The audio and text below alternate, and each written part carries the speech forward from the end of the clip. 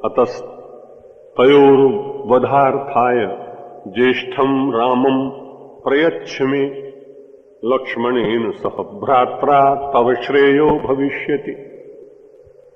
हमारे यहां दो शब्द हैं अपने यहां भारतीय संस्कृति, एक प्रेय और एक श्रेय। जो आध्यात्मिक व्यक्ति है वो प्रेय के बीच में रहते तो हैं, लेकिन प्रेय को सत्य नहीं मानते। प्रेय जीवन की सुविधाओं को सरलता से चलाने के लिए आवश्यक है, लेकिन यदि प्रेय को ही सत्य मान लिया तो जीवन की पराजय निश्चित है। इसलिए प्रेय के बीच में चलते चलते हमारी दृष्टि श्रेय की ऊपर होती है। 2 दिन पूर्व भी आपसे निवेदन कर चुका हूं, चलना तो चाहिए आदमी को, लेकिन दिशा बोध होना चाहिए। मुझे कहां जाना है, कहां पहुंचना है, मेरे जीवन का लक्ष्य क्या है, मेरा डेस्टिनेशन क्या है, मेरी मंजिल क्या है, मेरा गंतव्य क्या है, ये जानकारी एक साधक को, एक श्रेष्ठ व्यक्ति को रहनी चाहिए। भारतीय संस्कृति में राजा को भी प्रेय चाहिए, लेकिन प्रेय के साथ में यदि पूरा राजा जीवन व्यतीत करे तो उसे पश्चाताप होगा। इसलिए अंततो गत्वा उसको श्रेय चाहिए। कोई महात्मा आने के बाद आपको प्रेय दे सकेंगे, क्षमता होगी, सिद्धियां होंगी, दे भी सकते हैं, लेकिन महात्मा में एक विचार जरूर होता है कि वो श्रेय के मार्ग का दर्शन तो करा सकता है। आपको प्रेय प्रदान न कर सके तो एक अलग बात है, जगत की वस्तुएं न दे सके, ये तो बड़ी स्वाभाविक है, लेकिन श्रेय की बात तो वो निश्चित रूप से आपको कह सकता है।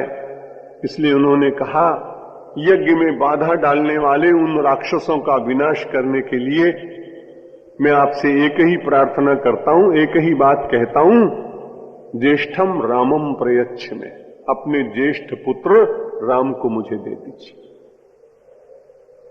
और लक्ष्मण जी भी साथ चले, उन्हें भी हमें प्रदान कर दीजिए। राजा उदास हो गया है, बहुत मन में विचार करने लगा कि मैंने मुंह से क्यों कह दिया सत्यम करोमि तत्, सचमुच में उसको पूरा करूंगा। अब विचार करने लगा कि सत्यम शब्द का प्रयोग न करता तो बहाना बना सकते।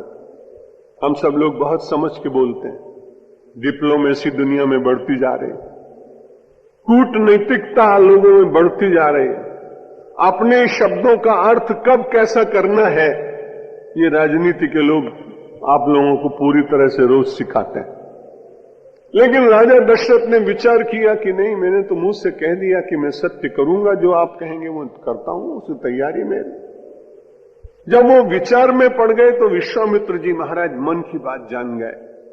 उन्होंने कहा, राजा दशरथ, मैं जानता हूं तुम पिता हो और इतने दिनों के बाद तुम्हें पुत्रों की प्राप्ति हुई है, मन के भीतर उनके प्रति ममता और वात्सल्य का उमड़ना ये बड़ी मानवीय दुर्बलता, बड़ी सहज।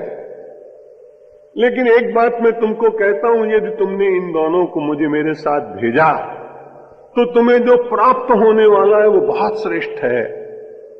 जब प्राप्ति की बात कही जाए ना तो आदमी तुरंत सजग हो जाता है। बच्चा स्कूल जाने को तैयार नहीं होता है, हाथ पैर पटकता है, रोता है, मां अपने हाथ की मुट्ठी दिखाती है, बालक सजग होता है, तुरंत वो कहती बैठ जा रिक्शा में, तुझे 2 टॉफी दूंगी, तो बैठ जाता है।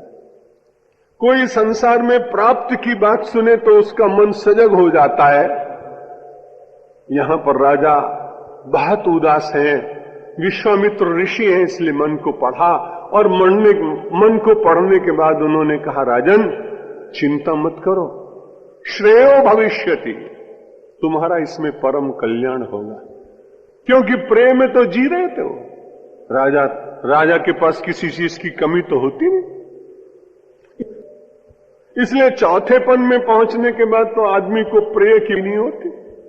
आप में से जितने सीनियर सिटीजन हैं, वरिष्ठ नागरिक, उनको तो भूल के भी प्रेय का चिंतन नहीं करना चाहिए, क्योंकि वहां तो गिनती शुरू हो जाती है।